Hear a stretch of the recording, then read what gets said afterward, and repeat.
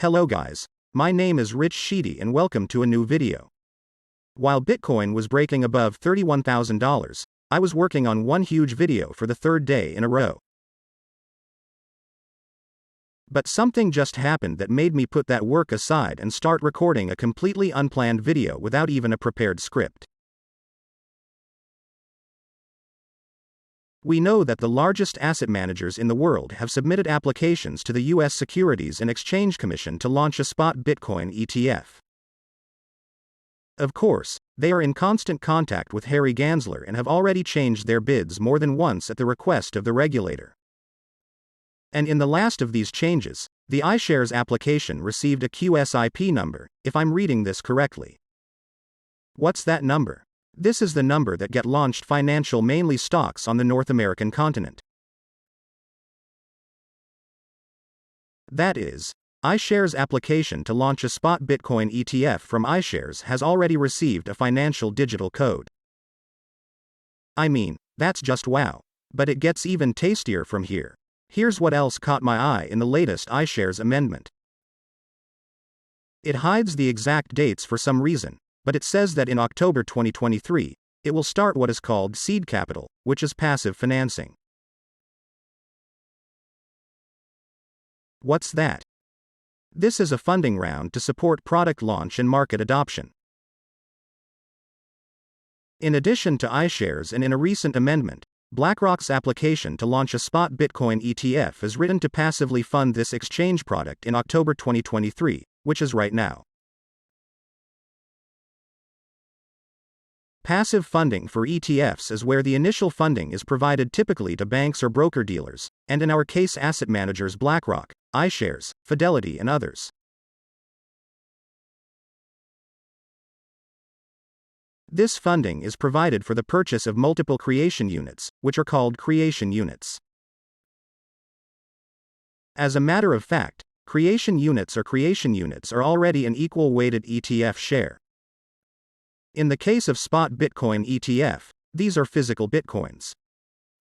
Total in October 2023, the largest asset managers BlackRock, iShares, Fidelity, WNEC and others whose bid deadlines you see on your screen are buying creation units, i.e. physical Bitcoins, as part of so-called passive financing.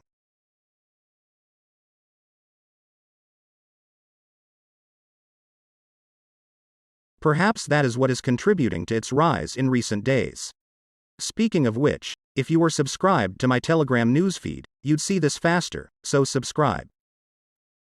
The link is in the attached comment. I really want 10,000 subscribers. However, it's worth noting that it usually doesn't take a ton of money to launch an ETF. So yes, they are buying, but clearly not tons of Bitcoins, so don't take this as if BlackRock is buying back millions of Bitcoins right now. But the ongoing event certainly shows us that another step towards the launch of a Bitcoin ETF has been taken. Well, now I want to tell you about a possible scenario for the Bitcoin price in the next 100 to 180 days. It's a discount Bitcoin product from Grayscale. The larger it is, the lower the investor demand. If GBTC is even trading at a premium, demand is off the charts. The process of decreasing this discount means the process of increasing demand for Bitcoin. So, the discount on GBTC, Grayscale's Bitcoin product, has shrunk significantly from -50% in June to -10% now as hopes for the launch of a Bitcoin ETF continue to grow. Investors also believe the Grayscale Bitcoin Trust will be converted into a spot Bitcoin ETF. And therein lies a very interesting catch.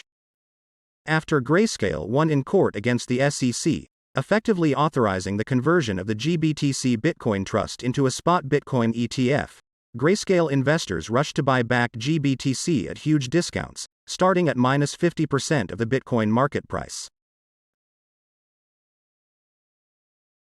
Selling out so aggressively that it's now 11% off, not 50% off. And I just want to ask one question. Given what we talked about in the beginning, the chances of Grayscale GBTC converting into a spot Bitcoin ETF have also increased significantly. So what will grayscale investors who bought GBTC at a minus 50% discount to an already 11% discount after the Bitcoin Trust is converted into a spot ETF do? For example, the market price of Bitcoin was $18,000, but an investor bought it at a 50% discount for $9,000, and at the time the SEC authorizes the conversion of GBTC into a spot Bitcoin ETF, the price of Bitcoin will be $40,000, meaning the return will be about 344%.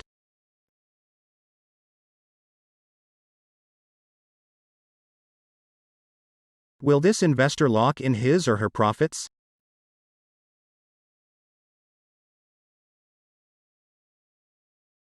And Grayscale has $643,572 Bitcoins at the minute.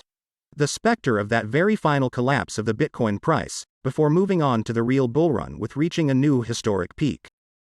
Very much so. It all depends solely on Grayscale's investors. That's all for now. My name is Bogeti Shadi. I'll see you tomorrow in a short video.